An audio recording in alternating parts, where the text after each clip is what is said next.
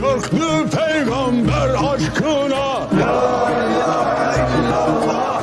Aktı kanım gitti canım la ilahe illallah. Muhammed'i kokar bağım la ilahe illallah. Kerbela'da Hüseyin'im la ilahe illallah. Hak içindir bu kıyamım la ilahe illallah. Hamza gibi kılıçlara la ilahe illallah. Muhammedun Resulullah, Muhammedun Resulullah. Altaylardan kopan çığım la ilahe illallah. Gönlüm yanmaz, ruhum kanmaz la